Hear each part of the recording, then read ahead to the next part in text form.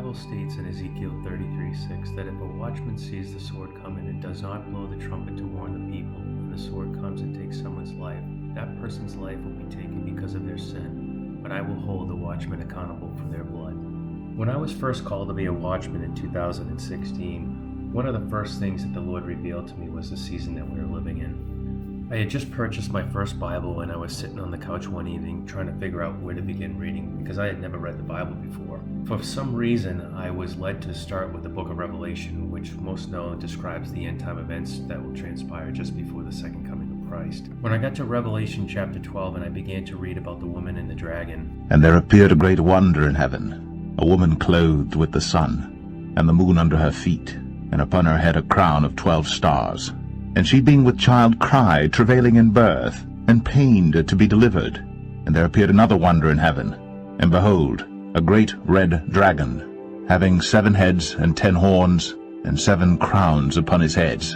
And his tail drew the 3rd part of the stars of heaven, and did cast them to the earth.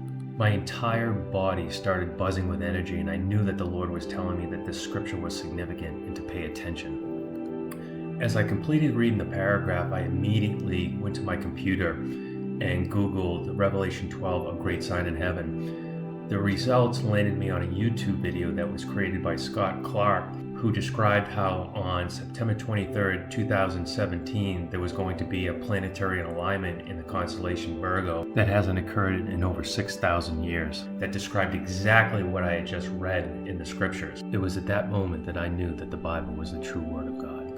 After finished reading the book of Revelations, I started at the beginning of the Bible with the book of Genesis and realized just how profound the revelation that I received was. In Genesis 1:14, I learned that God made the sun, moon, and the stars for seasons and for days and for years, so that we would know what season we are living in, not on our time clock, but on His. The Lord uses signs very much like we use road signs to warn us of what may be around an approaching corner or a hazard that may lay ahead so that we can take the appropriate course of action. Throughout the New Testament, Jesus refers to these signs and warnings as birth pains. In the Gospel of Mark, Luke, and Matthew 24, Jesus is very specific of what we should be looking for during the end times. As Jesus was sitting on the Mount of Olives, the disciples came to him privately. "Tell us," they said, "when will this happen? And what will be the sign of your coming and of the end of the age?" Jesus answered, "Watch out that no one deceives you. For many will come in my name, claiming, 'I am the Christ,' and will deceive many. You will hear of wars and rumors of wars, but see to it that you are not alarmed. Such things must happen, but the end is still to come. Nation will rise against nation, and kingdom against kingdom. There will be famines and earthquakes in various places. All these are the beginning of birth pains." I suppose there will be people who will say that there's always been wars and rumors of wars, earthquakes, volcanoes, seas roaring from hurricanes, famines, and pestilence in every generation. But I believe what's different now from previous generations is that never in human history has a generation before this one witnessed the Revelation 12 sign prophecy come to pass that occurred on September 23rd, 2017. The timing of this sign that describes a woman in travail who is about to give birth, coupled with the undeniable significant increase in intensity of national disasters around the world that Jesus refers to as birth pains, is no coincidence. We know that this sign has never occurred before because the star mapping application used to identify this sign has a post-event analysis feature to look at the historical observations of the planetary positions. We are warned about these future events in the scriptures so that believers living in the end times would know what to look for and not become troubled or afraid.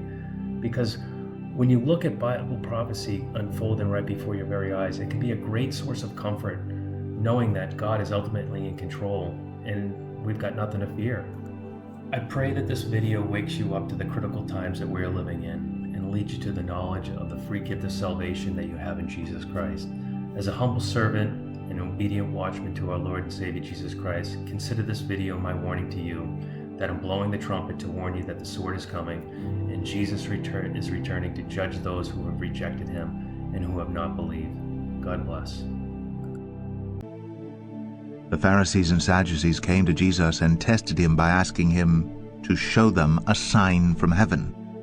He replied, "When evening comes, you say, 'It will be fair weather, for the sky is red,' and in the morning Today it will be stormy, for the sky is red and overcast. You know how to interpret the appearance of the sky, but you cannot interpret the signs of the time.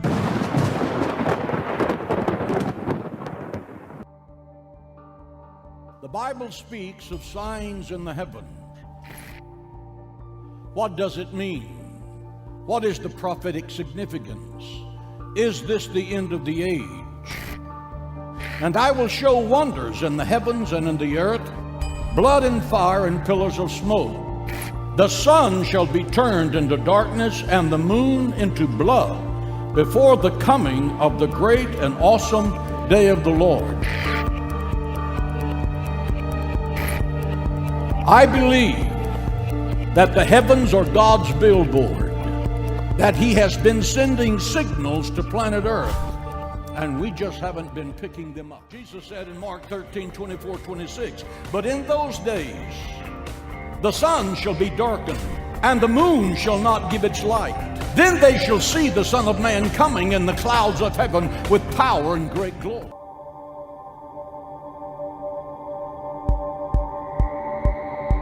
And there appeared a great wonder in heaven, a woman clothed with the sun, and the moon under her feet, and upon her head a crown of 12 stars. And she being with child cried, travailing in birth, and pained to be delivered.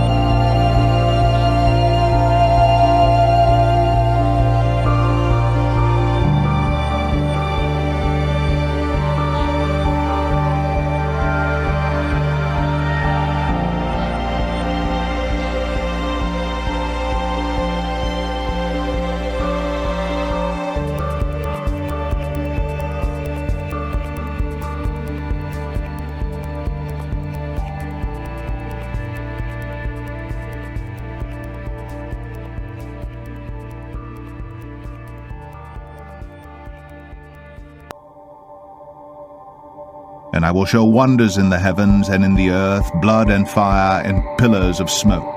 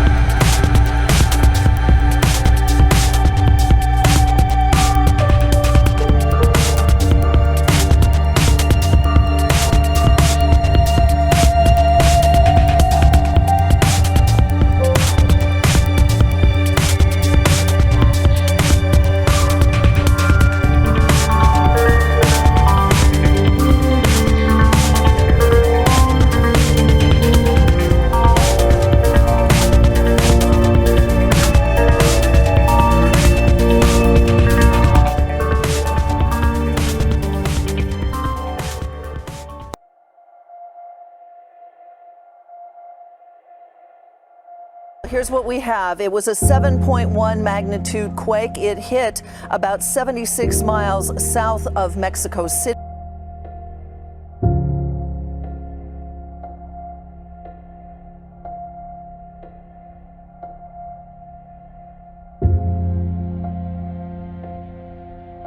And we do begin with that major earthquake rocking Southern California, felt for hundreds of miles.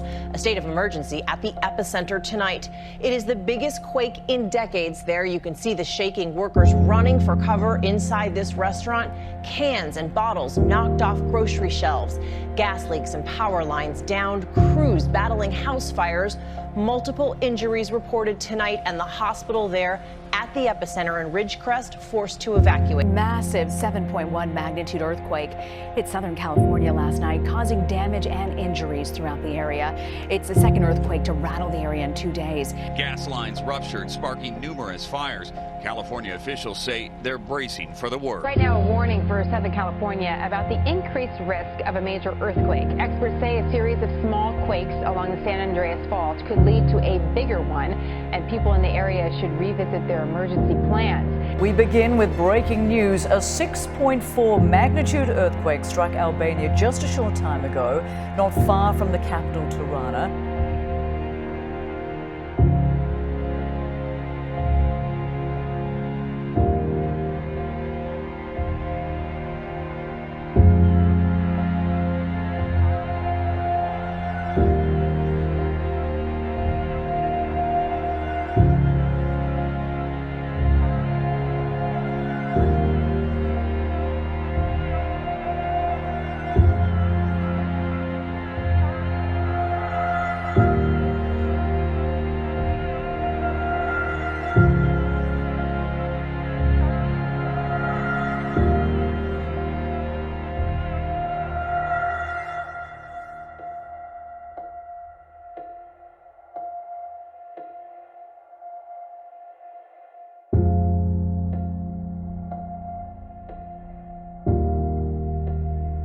The country's prime minister now calling the deadly quake and tsunami the greatest crisis facing the country since the Second World War.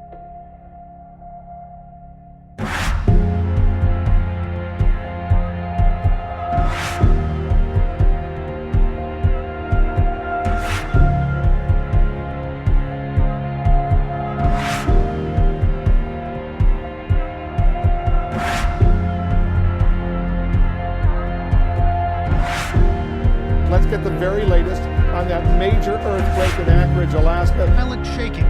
Debris falls from the ceiling. Terrified people dive under desks. Breaking news this morning, a powerful earthquake has hit central Italy, close to the same location as that massive quake back in August.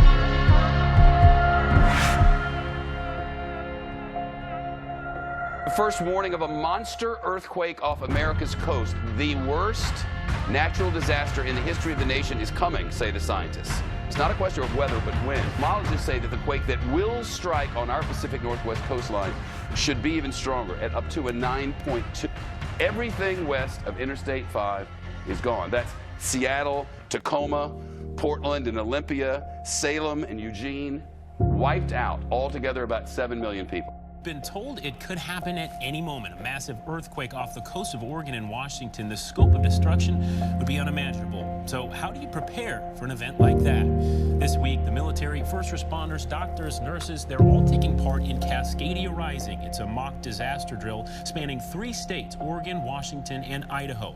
From the sky, military helicopters flying overhead, and a special focus on one area. We're very concerned about our coast and our coastal communities because they're going to get the double whammy.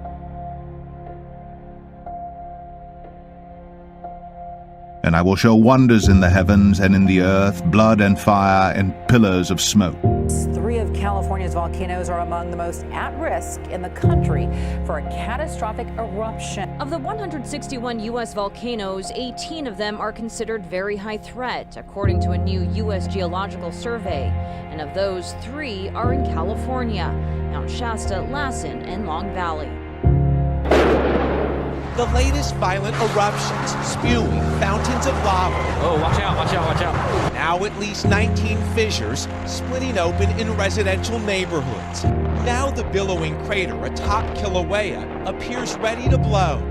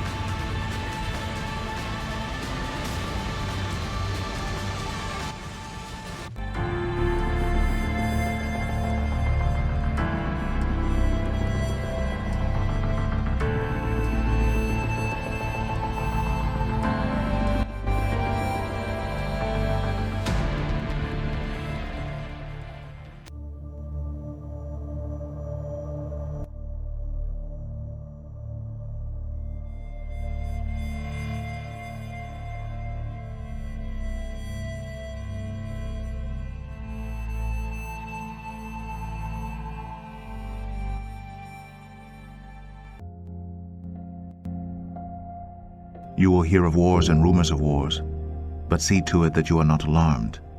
Such things must happen, but the end is still to come. Nation will rise against nation and kingdom against kingdom. 6 months after the start of pro-democracy demonstrations in Hong Kong, the movement shows no signs of slowing, with organizers estimating some 800,000 people took part. Mass demonstrations planned following a violent and bloody day on the streets of Caracas.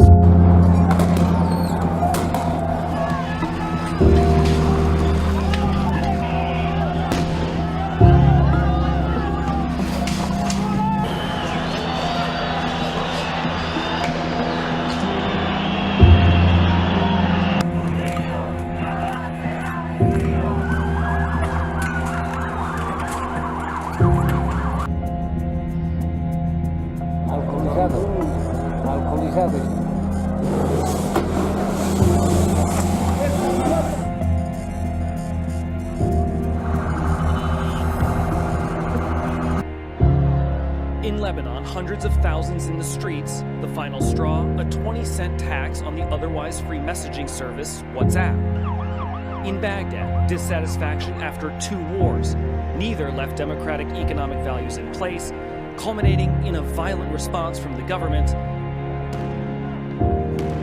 More than 200 dead. In Chile, a 4% rise in subway fares was enough to bring 1 million people to the streets. Stores and subway stations torched, the government forced to declare a state of emergency. And in Ecuador, the end of fuel subsidies brought out the masses, the government unable to control the spread, protests coordinated through social media.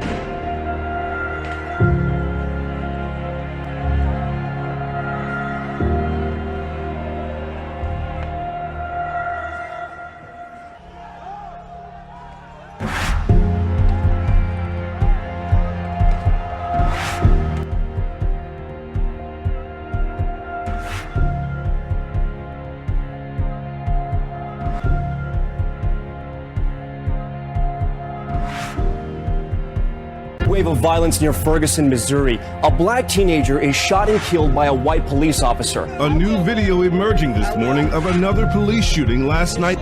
The video shows a traffic stop turned deadly. Top story this hour, police making more arrests in the U.S. state of Missouri. Things got pretty violent. You can see a firework was thrown into the crowd.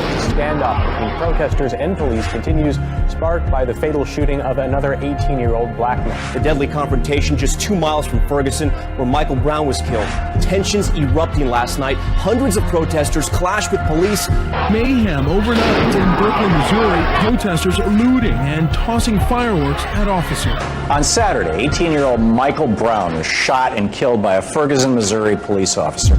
Brown's death has sparked considerable outrage in Ferguson, with protests and riots breaking out all weekend long and continuing today. Another eyewitness said that Brown had put his hands in the air to let the police know that he was unarmed. It looks like this tragedy could be another instance of police brutality in America, part of a trend that is growing like wildfire.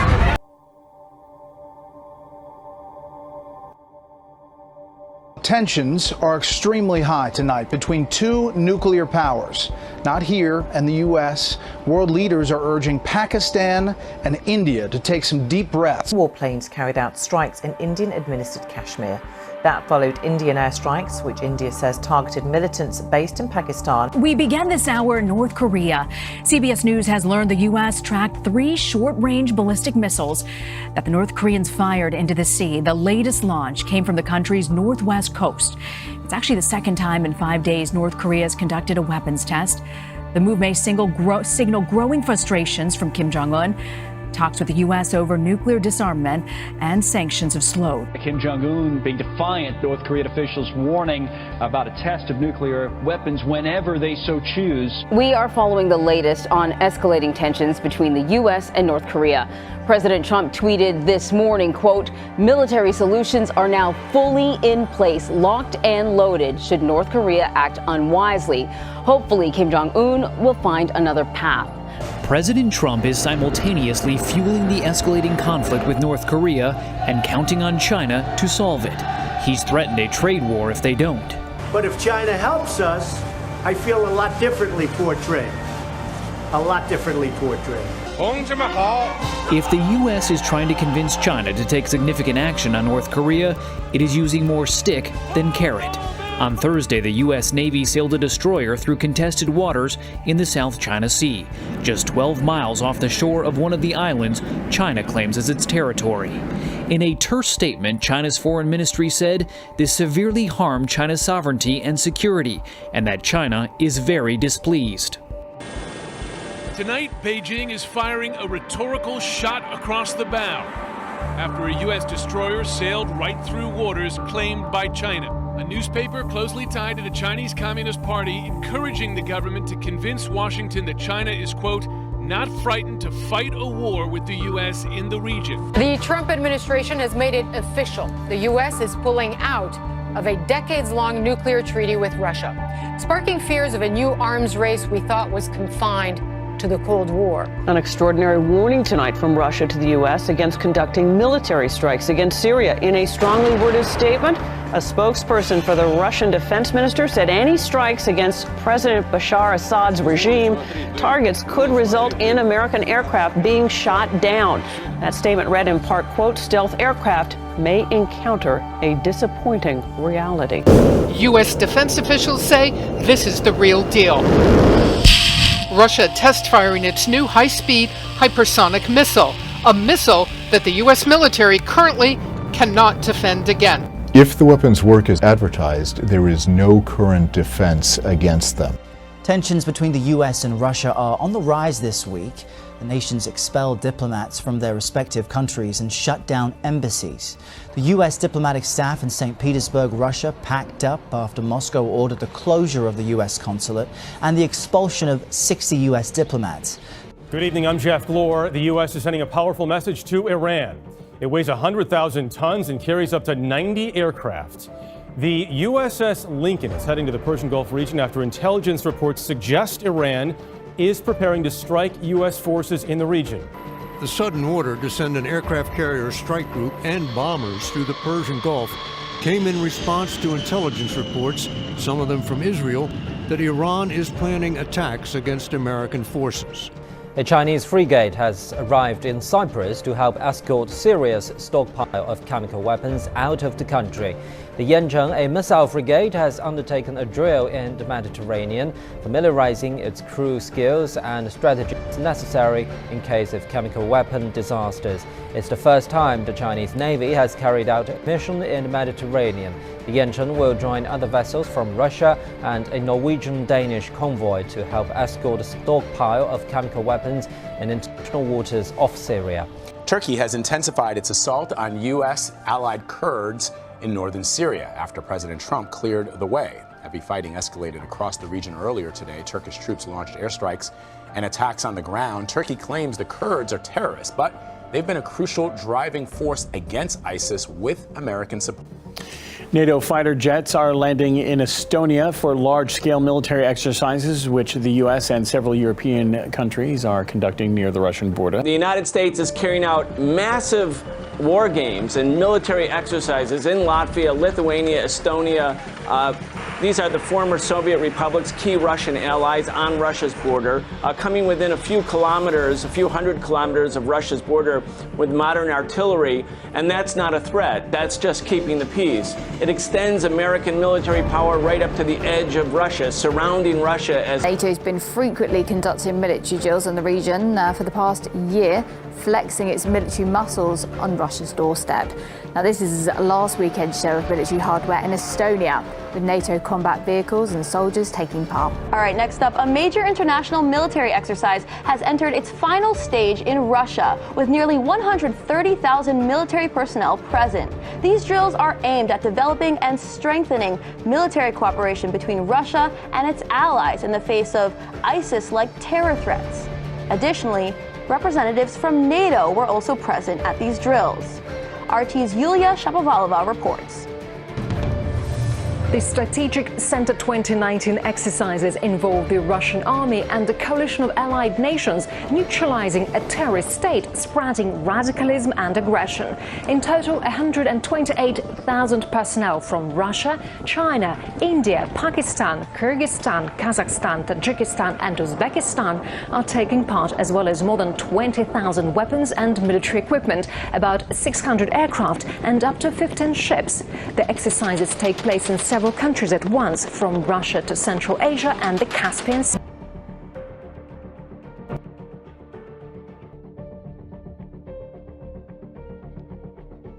So you have a potential alliance forming not only with China, but also with Iran.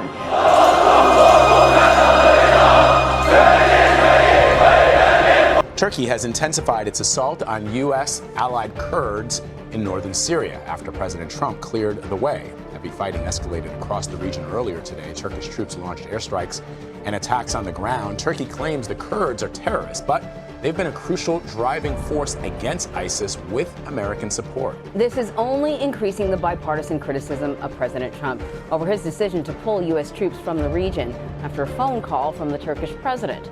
Charlie D'Agata is in northern Syria. Well, we just crossed that river from Iraq to here in northern Syria. It's a crossing we've made several times in the past year, but this time it's different. The Kurdish forces who we've accompanied in their fight against ISIS are now under attack themselves from a U.S. and NATO ally. The Turkish military unleashed an onslaught of artillery and airstrikes overnight, targeting Tel Abyad and the Syrian town of Ras Al Ain, both recently vacated by U.S. forces.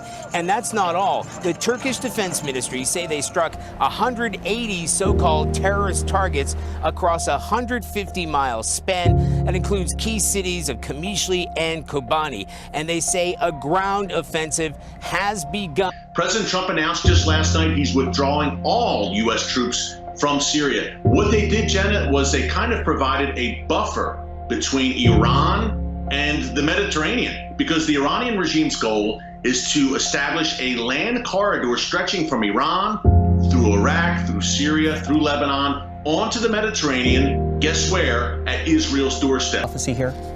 Well, a lot of people, John, are pointing to Ezekiel 38 and 39, the war of Gog and Magog. They see that alliance shaping up between Russia and Iran and Turkey, three nations that seem to be mentioned in that Gog and Magog coalition force, John. And it's so interesting because these nations have historically not been allies. They've actually fought wars against each other in the past. Iran, Turkey and Russia have made a pact to accelerate efforts to stabilise war-torn Syria. The three leaders met in the Turkish capital Ankara for high-level discussions regarding their influence over Syria's future and diplomatically isolating the United. Good evening, Wolf. This happened a short time ago. Israeli Defense Forces confirming that they logged 20 missiles from Iranian Quds forces fired into northern Israel in the Golan Heights. Israel and Iran are staring each other down tonight across the expanse of Syria. Long simmering hostility flared to life last night as the Israelis blasted Iranian fighters in Syria with their largest airstrike since the 1973 war. The Middle East on the brink this morning. The Israelis have been firing hundreds more rockets into Gaza in the past couple of hours, with Hamas firing back, and a decision about a ground invasion could come this weekend. My message to the rulers of Iran: your plan to destroy Israel will fail. Damascus will no longer be a city, but will become a heap of ruin. Caught in the crossfire of Syria's civil war, Aleppo is being destroyed. It's not until you look back at what this ancient city used to be that you realize what is being lost here.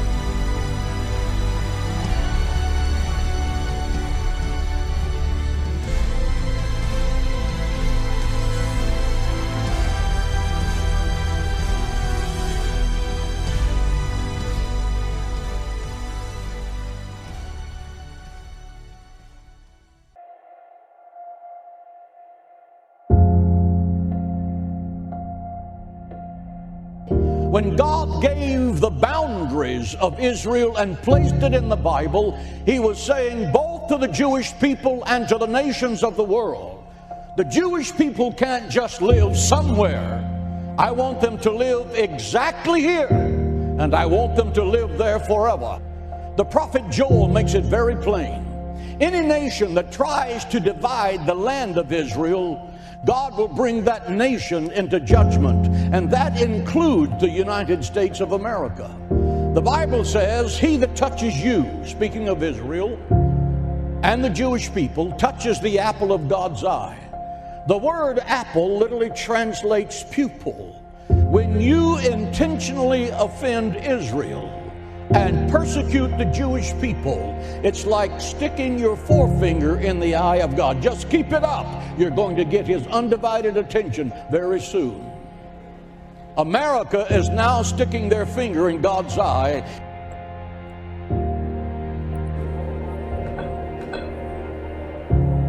Vote. The yeas are 226 and the nays are 188, with 2 voting present. We will not take questions. From day one, the Secretary General of the United Nations, I have consistently spoken out against any unilateral measures that would jeopardize the prospect of peace for Israelis and Palestinians. Jerusalem is a final status issue that must be resolved through direct negotiations between the two parties on the basis of the relevant Security Council and General Assembly resolutions, taking into account the legitimate concerns of both the Palestinian and the Israeli sides. In this moment of great anxiety, I want to make it clear there is no alternative to the two-state solution. There is no plan B. While people are saying there is peace and security, then sudden destruction will come upon them as labor pains come upon a pregnant woman, and they will not escape. With the Israeli election over, President Donald Trump is expected to unveil his Middle East peace plan soon. Some say it could be the deal of the century. Over the weekend, the Trump administration released its long-awaited Mideast peace plan called Peace to Prosperity. It's an economic plan the administration hopes will appeal to Palestinians and the larger Muslim world. President Trump meeting with Palestinian leader Mahmoud Abbas to discuss a Mideast peace deal. Senior advisor Jared Kushner is making his way through the Mideast this week. He's promoting economic portions of his Israeli-Palestinian peace plan during his 5-nation tour.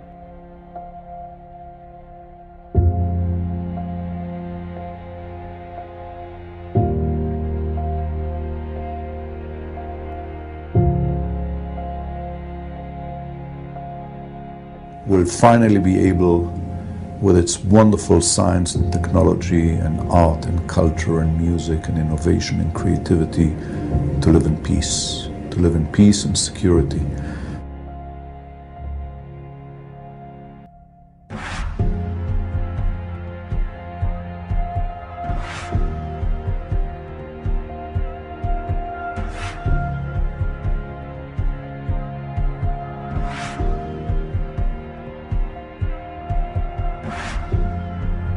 The people of Israel and the Palestinians are living side by side in peace and security. Living side by side in peace and security. To fashion a peace that will ensure Israel's security. In which both the Israeli people and the Palestinian people can live in peace and security. 2 states for 2 peoples living side by side in peace and security. They can live side by side in peace and security. Peace and security. That's how we will find new pathways to peace and security. Peace and security. Peace and security. Peace and security. Peace and security. Peace and security. Peace and security. 2 states living side by side in peace and security. Greater peace and security for the entire region. So today, I state clearly and with conviction America's commitment to seek the peace and security of a world without nuclear weapons.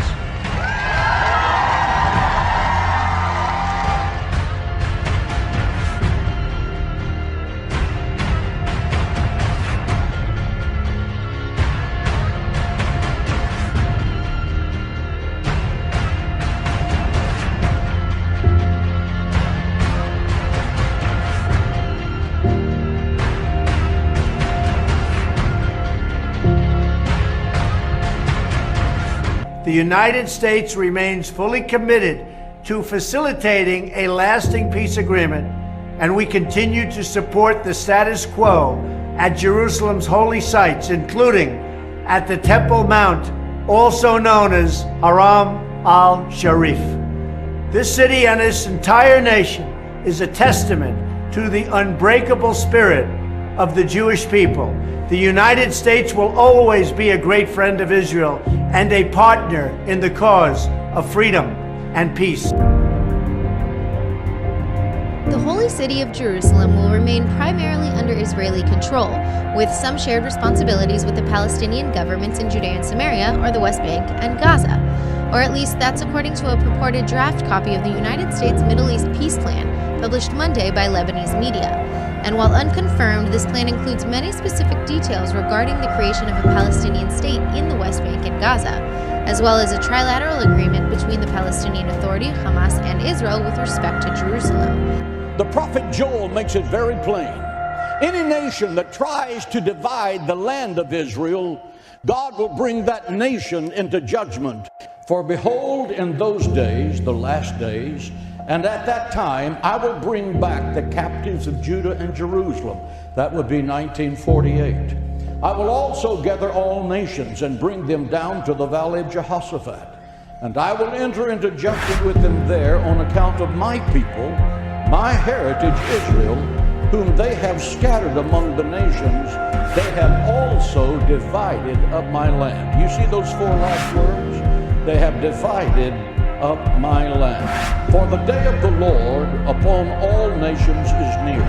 As you have done to Israel, it shall be done